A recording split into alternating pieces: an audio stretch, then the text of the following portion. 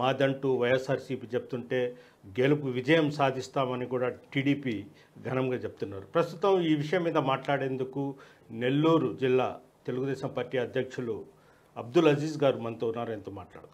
Sir నమస్తే. నమస్కారం sir చెప్పండి, ఎన్నికలు ప్రశాంతంగానే ముగిసాయి, అయితే ఏంటి వాళ్ళ ధీమా? మేమే గెలుస్తున్నాం, విజయం సాధిస్తామని బాగా బాహటంగా చెప్తున్నారు. చరిత్రలో ఎప్పుడు ఓడిపోయేవాడు ఎక్కువ సౌండ్లు చేస్తూ ఉంటాడు. చరిత్ర అది. ఈరోజు చూడండి, ప్రజలు నిర్ణయించే ఒక గెలుపు ఇది. ఏదో మన శక్తి సామర్థ్యాలు కాదు, ప్రజల యొక్క ఆలోచనతో వాళ్ళ అయిష్టాలతో ఈ ప్రభుత్వాలు ఫామ్ అవుతాయి. జగన్మోహన్ రెడ్డి ప్రభుత్వము ఓవరాల్గా అభివృద్ధి దగ్గర కంప్లీట్గా ఫెయిల్ అయ్యారు. ఇంకోటి, ప్రజలకి యావరేజ్గా కొంత బీపీఎల్లో సహాయం అందిన వ్యయం ఎక్కువ అయిపోయింది, వాళ్ళపైన ఖర్చులు పెంచేశారు. ఇది ప్రజలు అర్థం చేసుకునే పరిస్థితికి వచ్చేసారు. ఒకటి, మీరు ఒక 2-3 వేల రూపాయలు సహాయం చేసి 15-20 వేల రూపాయల ఖర్చులు పెరుగుతున్నాయి. దీన్ని ఎక్కడ మీరు మాట్లాడిన పరిస్థితి లేదు. ఖర్చులు పెరిగాయి, నేను వచ్చి ఖర్చులు తగ్గిస్తాను, నా ప్రజలు, నా బీసీలు, నా ఎస్సీలు, నా మైనార్టీస్ చెప్తున్నాడు కదా. ఖర్చుల గురించి ఎప్పుడైనా మాట్లాడారా? ఇచ్చేసింది గతం గతః. జీవితం అనేది ఉదయం లేస్తే రేపు మన జీవితం ఉందో లేదో అదొక ప్రసాదంలాగా ఈ రోజుకి అయిపోయింది. రేపు ఏం చేయబోతున్నావు? ఆంధ్ర రాష్ట్ర ప్రజలకి ఉండే ఖర్చులు తగ్గిపోతున్నారా? బిడ్డలకి ఉద్యోగం ఇవ్వబోతున్నారా? ఇండస్ట్రీస్ తేబోతున్నారా? ఊరికనే అదేదో సినిమా చెప్పినట్టు హైదరాబాద్కి సముద్రం తెస్తాన్ అని చెప్పేసి ఇనే రోజుల్లో లేరు ప్రజలు. దే ఆస్క్ యూ, నేను ఉద్యోగాలు ఇస్తాను, ఎలాగిస్తావు, ఏం చేసిస్తావు? ఇండస్ట్రీస్ తెస్తావా? సిటీస్ కావాలి. Vizag is already a city. వైజాగ్ని ఇంకా మెరుగు చేయొచ్చు, no doubt about it. Capital లేని రాష్ట్రం చేశారు. సో ఇవన్నీ యువ ఓటర్స్, వీళ్ళందరూ భవిష్యత్తు చూస్తున్నారు. ఈ 18 నుంచి 25 ఇయర్స్ ఉండే యంగ్స్టర్స్కి ఏం కావాలి? పెన్షన్ కావాలా? ఏం కావాలి? వాళ్ళకి భరోసా కావాలి. సార్ ఇప్పుడు ఒకటి వాళ్ళు చెప్పడం ఏంటంటే, జగన్మోహన్ రెడ్డి ప్రభుత్వంలో సంక్షేమ పథకాలు లక్షలాది మందికి మేము పెన్షన్లు కావచ్చు, ఇతర అమ్మఒడి కావచ్చు, అన్ని విధాలుగా ఇచ్చేసాము. లాస్ట్ లిమిట్లో మహిళలు, వృద్ధులు పెద్ద ఎత్తున క్యూలలో బారులు తీరి జగన్మోహన్ రెడ్డికి ఓటు వేశారు. ఖచ్చితంగా వైఎస్ఆర్సీపీ మళ్ళీ అధికారంలోకి వస్తుందని కూడా జగన్మోహన్ రెడ్డితో పాటు చెప్తున్నారు. ఓటు ఎవరి మనసులో ఏముంది రహస్యం అది. పోయినసారి కానీ చంద్రబాబు గారు పసుపు కుంకుమ ఇచ్చేసాం మా ఆడపడుచులకి అని చెప్పారు. పోయినసారి నేను కానీ కంటెస్ట్ చేశా. అవును, నెల్లూరు. రాత్రి 9:30 కానీ ఆడబిడ్డలు క్యూలో నిలబడి ఉన్నారు. సో మహిళలు మీరిచ్చే పెన్షన్కో అమ్మ ఒడికో కాదు, భవిష్యత్తుగానే ఆలోచిస్తారు. They are homemakers. మహిళల్ని అదేదో చెప్తారు కదా, ఆడవాళ్ళకి అర్థం చేసుకోవడం ఎవరి వల్ల కాదు. కారణం ఏంటంటే, ఈరోజు ఒక మహిళ తన తల్లి, తన భార్య, తన చెల్లి, ఓకే, అనేక ఫామ్స్లో ఉన్నారు ఈరోజు మహిళలు. ఆ అమ్మఒడి ఎవరికి ఇస్తున్నావు? చిన్న బిడ్డలకి ఇస్తున్నావు, ఫైన్. పెద్ద బిడ్డలకి ఏం కావాలి? అదే తల్లికి పెద్ద బిడ్డలు ఉన్నారు, డిగ్రీలు కంప్లీట్ చేసిన వాళ్ళు, బీటెక్లు కంప్లీట్ చేసిన వాళ్ళు. వాళ్ళ పరిస్థితి ఏంటి? ఆ తల్లి పరిస్థితి ఏంటి?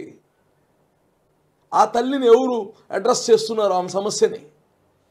ఇంకో ఆడబిడ్డ ఉంది, భర్త ఎంప్లాయీ, చిరు వ్యాపారం చేస్తున్నాడు, దానికి క్యాపిటల్ లేదు, లోన్స్ ఎవరు బయట, వాళ్ళ గురించి ఆ ఆడబిడ్డ గురించి ఎవరు ఆలోచిస్తున్నారు? సో ఒక అమ్మఒడి ఒక పోర్షన్ను జీవిత సైకిల్లో అదే ఆడబిడ్డని ఆమె పెళ్ళయి 6-7 సంవత్సరాల్లో ఆమెకు ఒక 5-6 సంవత్సరాల బిడ్డలు ఎవరైనా ఉంటే ఆ అమ్మాయికి ఆ తల్లికి అమ్మఒడి తృప్తినిస్తుంది. ఇంజనీరింగ్ చేసిన బిడ్డల తల్లికి నువ్వు అమ్మఒడి ఏం పని చేస్తుంది? చిరు వ్యాపారాలు చేసుకునే ఆ భార్యకి ఏం పని చేస్తుంది? నీ ఒక ప్రోగ్రాంతో అందరినీ మసి చేయాలంటే అందుకోసమే చెప్పేది. ఈ ప్రోగ్రామ్స్ తప్పు అని చెప్పట్లా మేము. మస్ట్ చదవాల్సింది చదివించడం, 2 ప్రజల బాధ్యత, చదివించాల్సిన బాధ్యత ప్రభుత్వంది. ఇది గొప్ప ఏం కాదు, ఇది మనం చేయాల్సిన ధర్మం. ఇది అందుకోసమే నేను చెప్తున్నా, కాంప్రహెన్సివ్గా ఈ రాష్ట్రాన్ని కాంప్రహెన్సివ్గా డెవలప్ చేయాలంటే సంక్షేమం ఒకవైపు, అభివృద్ధి ఒకవైపు, ఈ 2 జరిగితేనే కాంప్రహెన్సివ్గా జరుగుతుంది. సరే, అది తీసేయండి. అభివృద్ధి ఈ మొత్తం పక్కన పెడితే వాళ్ళు చెప్పడం ఏంటంటే మహిళలు, వృద్ధులు పెద్ద సంఖ్యలో హాజరయ్యారనడము, అదేవిధంగా పర్సంటేజ్ గతంలో చూస్తే ఈసారి పర్సంటేజ్ పెరిగింది. ఆ పర్సంటేజ్ పెట్టి మేమే గెలుస్తామంటే మీ లెక్కలేంటి? లెక్కలు చెప్పేది ప్రజలు. నేనేమైనా ఈవీఎం చదివేసి ఉంటే ఎన్ని ఓట్లు పడే లెక్కలు చెప్పచ్చు. ఊహలు ఏంటంటే, ఒకటి జనరల్గా ఈసారి పోల్ మేనేజ్మెంటు అన్ని పార్టీలు బాగా చేసుకునే, అంటే యువత ఇంతకుముందులాగా ఓటు అంటే 2 రోజుల ముందు ఓటర్ లిస్టు సంఖలో పెట్టుకొని తిరిగేది కాకుండా గవర్నమెంట్ కానీ అనేక సార్లు ఈ ఓటర్ లిస్ట్ని రివిజన్స్ పెట్టడం, ఆ ఓటర్ని ఈరోజు పోయి కలవడం, నిజమైన ఓటు ఉందా లేదా చూడడం, చనిపోయిన వాళ్ళు ఓట్లు ఉంటే తీసేయడం, ఊర్లో లేని వాళ్ళు ఓట్లుంటే అంటే మారిపోయి వేరే రాష్ట్రాలకో వేరే ఊర్లకు వెళ్ళిపోయి అక్కడ తీసుకున్న వాళ్ళని డూప్లికేషన్స్ ఉంటే తీయడం. ఇది కానీ కొంత మేరకు సవరణ జరిగాయి. కాబట్టి గతంలో 100 ఓట్లలో ఒక 10-15 ఓట్లు చనిపోయి ఉండొచ్చు, డూప్లికేట్ ఉండొచ్చు. దాన్నే కొద్దిసేపు దొంగ ఓటు అని చెప్పం, మనం కొద్దిసేపు చెప్తాం ఇది డూప్లికేట్స్ ఇటువంటివి ఉన్నాయనే చెప్పుకుందాం. ఇటువంటి అన్నీ కానీ క్లియర్ చేశారు. కాబట్టి తెలియకుండా 1-2% పెరుగుతుంది, ఇది పెరుగుతుంది. అది ఒకటి. రెండోది, ఈరోజు మీరు ఒక్కసారి అనలైజ్ చేస్తే, నేను మాకు ఏ నియోజకవర్గంలో ఏ బూత్లో ఎవరు ఎక్కువ వేశారు మాకు మనసుకు తెలిసినా అవి చెప్పలేము, చెప్పకూడదు. కానీ ఇది మేము ఒకటే విత్ ఆల్ ది కాన్షియస్, అంతా మొత్తం కాన్షియస్తో చెప్తున్నా. నేను తెలుగుదేశం గెలుస్తూ ఉంది. దీంట్లో ఒకటే ఉదాహరణ చెప్తా. గవర్నమెంట్ ఎంప్లాయీస్ గతంలో 1,20,000 మంది పోస్టల్ బ్యాలెట్స్ని వినియోగించుకున్నారు. ఈసారి 5 లక్షల మంది పోస్టల్ బ్యాలెట్స్కి అప్లై చేస్తే 4,40,000 మంది, దాదాపు 86% they have utilize their postal vote ballot. అంటే సగటున 3,000 ఓట్ల నుంచి కొన్ని దగ్గర 2,000, కనీసం 3-4,000 ఓట్లు ఒక్కొక్క కాన్స్టిట్యుయెన్సీలో పడి ఉన్నాయి. ఉదాహరణ చెప్పాలంటే, నేను నెల్లూరు పార్లమెంట్లో 23,574, ఇది 23,574 ఓట్లు పోస్టల్ బ్యాలెట్స్ జరిగాయి. మనం అందరం చెప్పుకుందాం, employees are happy with the Jagan government.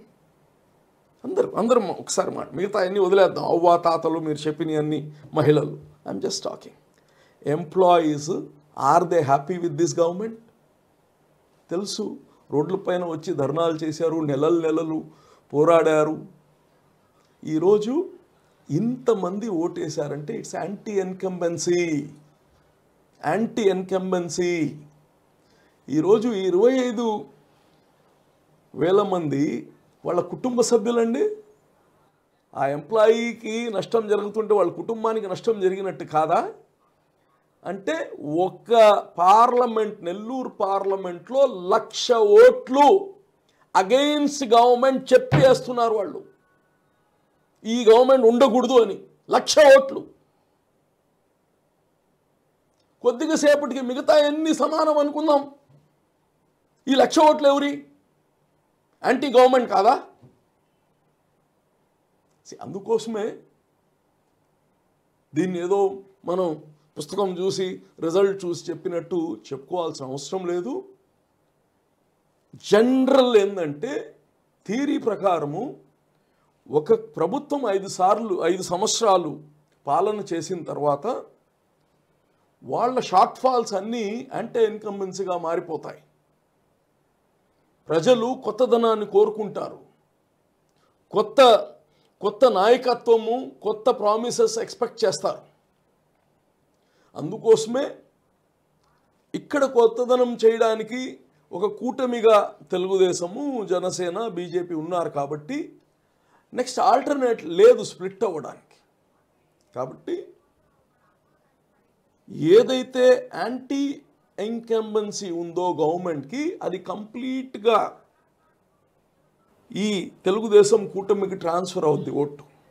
అది ఏమీ పెద్ద రాకెట్ సైన్స్ ఏం కాదు ఇది.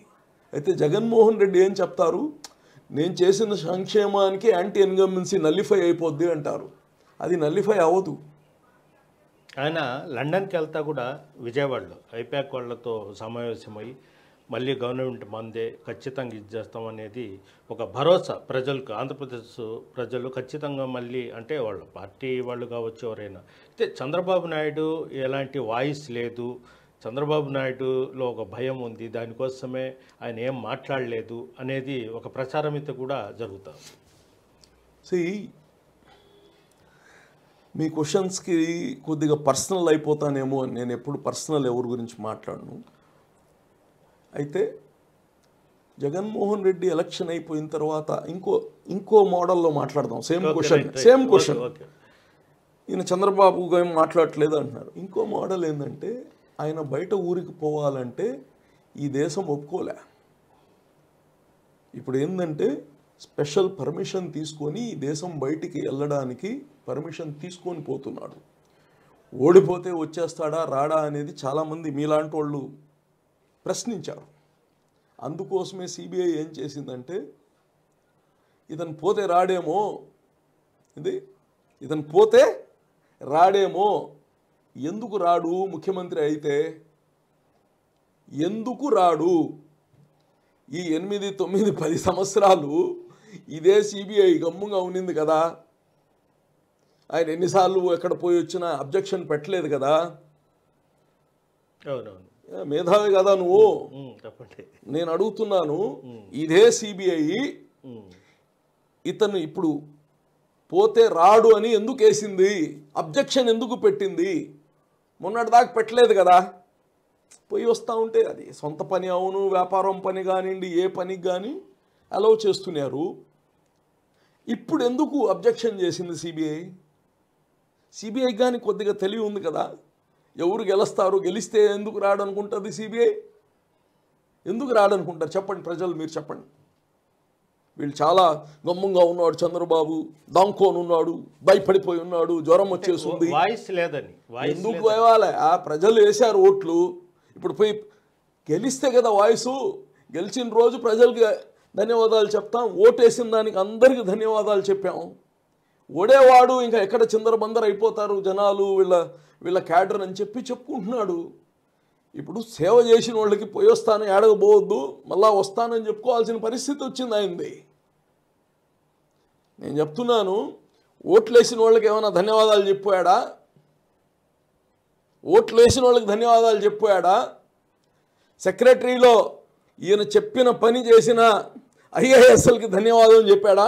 5 సంవత్సరాలు ఈ రాష్ట్రంకి సేవ చేశారు ఐఏఎస్ అధికారులు, ఆ సెక్రటరీలో ఉండే అధికారులు, మీ అందరికీ చాలా ధన్యవాదాలు, నా కృతజ్ఞతలు. ఈ 5 సంవత్సరాలు నన్ను సక్సెస్ఫుల్గా ముఖ్యమంత్రి పని చేయించిన దానికి, నేను ఆదేశించిన ప్రతి పనికి మీరు తూచా చెప్పకుండా చేసిన దానికి ధన్యవాదాలు అని చెప్పాడా?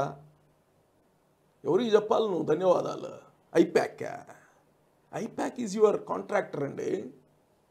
కాంట్రాక్టర్లకి ధన్యవాదాలు చెప్పడం అలవాటైపోయి అందులో భాగంగా ఐప్యాక్ కాంట్రాక్టర్ కానీ ధన్యవాదాలు చెప్పిపోయాడు. దాన్ని బట్టి ఆయన బాయ్ బాయ్ చెప్తున్నాడా, ఇది వాళ్ళకి ధన్యవాదాలు చెప్పాడా, దానివల్ల ఓట్లు వస్తాయనేది, పడి ఉంటాయనేది కరెక్ట్ కాదు. ప్రజలు ఇంకో 2 వారాలే కదా, ఇంకో 2 వారాలు ఏముందో నిజం వస్తుంది. మేం ప్రజల కోసం చంద్రబాబు గారు ఒక విజన్ను,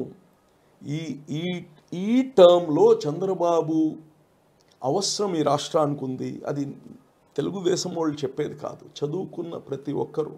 నేను ఇంకోటి చెప్తున్నా, ఈ మధ్యలో ఈ స్లమ్ ఏరియాస్లో మీలాంటి వాళ్ళు చెప్పిన దాన్ని బట్టి ఇప్పుడు చెప్పినట్టు అన్నీ ఇచ్చేసాడు జగన్ రెడ్డి, అందరూ వాళ్ళు భలే సంతోషంగా ఉన్నారు అంటే, నేను క్యాన్వాసింగ్ చేస్తే చాలామంది పేద తల్లులు బిడ్డలు ఉద్యోగం అయ్యా అని అడుగుతున్నారు. బిడ్డలు ఉద్యోగం చదువుకొని మళ్ళీ వీళ్ళు ఆ బానిసలు అయిపోతున్నారు సారాయికి, ఉద్యోగాలు లేక బాధలు పడి. ఇవన్నీ సిగరెట్లు వచ్చి గంజాయిలు వచ్చేసి మా పిల్లలు ఇబ్బంది అయిపోతున్నారు, వాళ్ళకి ఏదో ఒక ఉద్యోగం కావాలయ్యా అంటున్నారు. దానికి జవాబు ఎవరిస్తారు? ఒక తల్లికి ఎదిగిన బిడ్డ ఇంట్లో కూర్చొని అడ్డాలు తిరుగుతూ ఉంటే దానికన్నా నరకం ఇంకోటి ఉండదు, నరకం. సో అందుకోసం దానికి జగన్మోహన్ రెడ్డి మనసులో ఉండొచ్చేమో, ఈసారి నేను వచ్చి భలే ఉద్యోగాలు ఇస్తాను, కానీ హోప్ ఇవ్వాలి. హోప్ ఇవ్వడంలో ఫెయిల్ అయ్యారు. అందుకోసం ప్రజలు కాంప్రిహెన్సివ్గా ఆలోచిస్తున్నారు. ఒక అమ్మఒడి ఇచ్చాననో ఇంకేదో చిన్న ఆడోళ్ళకి 75,000 ఏదో ఇచ్చానని కాదు. యూ షుడ్ స్కిల్ డెవలప్మెంట్ లేదు. మన దగ్గర ఎంత మ్యాన్ పవర్ ఉంది, యూత్. ఆ యూత్కి స్కిల్లో మెరుగైన వాళ్ళకి స్కిల్స్ని డెవలప్ చేసి ఇండస్ట్రీస్ని పిలిచి, మా దగ్గర ఇంత యంగ్ టీం ఉంది, చదువుకున్న వాళ్ళు మనం అంతా ఏలుముద్రలు కాదు. ప్రతి పిల్లవాడు ఈరోజు చదువుతున్నాడు, ప్రతి చిన్న కార్మికుడు కానీ బిడ్డల్ని చదివేయాలంటున్నాడు. వాళ్ళ ఆలోచన చూడండి. చదివిన వాళ్ళకి మనము ఏమిస్తున్నాము? చదివించిన పక్కింట్లో చదువుకున్న ఇంజనీర్ గమ్మం కూర్చో ఉంటున్నాడు. ఇప్పుడు ఆ స్లమ్స్లో ఏం వాళ్ళు ప్రభావితం చేస్తున్నాం మనం? పక్కింట్లో పిల్లోడు ఇంజనీరింగ్ చదివి గమ్మం కూర్చో ఉన్నాడు, మళ్ళా వాళ్ళ నాయన ఆటోకు పోతున్నాడు, మళ్ళా వాళ్ళ నాయనతో కూలి పనికి పోతున్నాడు. లేదా నేను ఈ పనులు ఎక్కువ చదివానని ఈ పనులకు పోనోడు ఇంట్లో గమ్ముగా కూర్చో ఉన్నాడు. ఈ పక్కింటామి ఏం చూసి నేర్చుకోవాలి? హోప్ ఎక్కడుంది? అందుకోసం ఈ రాష్ట్రాన్ని సమగ్రంగా డెవలప్ చేసే శక్తి, సామర్థ్యం, అనుభవం ఈ కూటమికి ఉందనేది ప్రజలు నమ్ముతున్నారు. అంటే మీ జిల్లా అధ్యక్షులుగా టీడీపీ పార్టీ అంటే జిల్లా మన నెల్లూరు జిల్లా మొత్తం 7 నియోజకవర్గాల్లో మొత్తం మీరే కైవసం చేసుకుంటారంటారా? నేను అట్నే చెప్తాను, ఇది గెలుస్తామని. అక్కడక్కడ కొద్దిగా ఫైట్ ఉన్నా నేను అట్నే చెప్తా. నీకు 7 మంది బిడ్డలు ఉంటే వాళ్ళు రిజల్ట్ రాకముందు వీడు ఫెయిల్ అవుతాడు, వీడు పాస్ అవుతాడని ఎవరు నువ్వు చెప్తావయ్యా? చెప్పలేము. అటువంటి క్వశ్చన్లు మీరు అడిగి మాకు ఇబ్బంది పెట్టడం తప్ప, అంటే మమ్మల్ని బయాస్డ్గా చేస్తున్నారు. అంటే మేము 170కి 175 గెలుస్తామా? 170కి 175 గెలుస్తామని చెప్పామా? ఓవర్ యాక్షన్ కాకపోతే ఏంటది? ఓవర్ కాన్ఫిడెన్స్ కాదు, ఓవర్ యాక్షన్. అది it's not confidence. Why not 175? Why నాటే అర్థమైంది. నేను చెప్పేది ఒకటే, ఇప్పుడు ఎందుకు తగ్గిచ్చారండి? జగన్మోహన్ నోట్ నుంచి 151 ప్లస్ వస్తుంది మాకు అనేవారు కదా. ఎందుకు చెప్పావు? నువ్వు తగ్గావా, మేము పెరిగావా? నువ్వు తగ్గిపోయావు, మేము పెరిగా ఉంటారని ఎప్పుడో ఎలక్షన్ ముందే కొన్ని అందరు సర్వేస్ చేసి చెప్పారు. ఒకరు ఇద్దరు భిన్నంగా చెప్పొచ్చు, అది తెలుగుదేశం ఏం రాదని చెప్పొచ్చు, వాళ్ళ ఇష్టం అది. సో మేము చెప్పేది ఏంటంటే యాంటీ ఇన్కంబెన్సీ ఉంది, కంప్లీట్ ఎంప్లాయీస్ అగెయిన్స్ట్, యువత అగెయిన్స్ట్. ఈరోజు మీరు చెప్పే స్లమ్స్ కానీ భవిష్యత్తు లేదు, భవిష్యత్తు గ్యారంటీ లేదు జగన్మోహన్ రెడ్డి ప్రభుత్వంతో అనే ఆలోచనతో ఇవన్నీ మార్పులు జరుగుతున్నాయి. తప్పకుండా ప్రజల ఆలోచన ఏదుంటే అదే నెగ్గుతుంది, తెలుగుదేశం పార్టీ నెగ్గుతుంది. ఇది పరిస్థితి. జగన్మోహన్ రెడ్డి ప్రభుత్వంపై వ్యతిరేకత పెరిగి ఉంది. ఖచ్చితంగా మళ్ళీ రాష్ట్రంలో చంద్రబాబు నాయుడు సీఎం అవుతాడు, ఖచ్చితంగా తెలుగుదేశం ప్రభుత్వం మళ్ళీ అధికారంలో వస్తుందని కూడా అజీజ్ చెప్తున్నారు. వీడియో జర్నలిస్ట్ ప్రదీప్తో గయాజ్, RTV నెల్లూరు నుంచి. వెల్కమ్ టు ఉమ్మడి నెల్లూరు జిల్లాలో చెదురుమదురు ఘటనలు మినహా ఎన్నికలు ప్రశాంతంగా ముగిశాయి.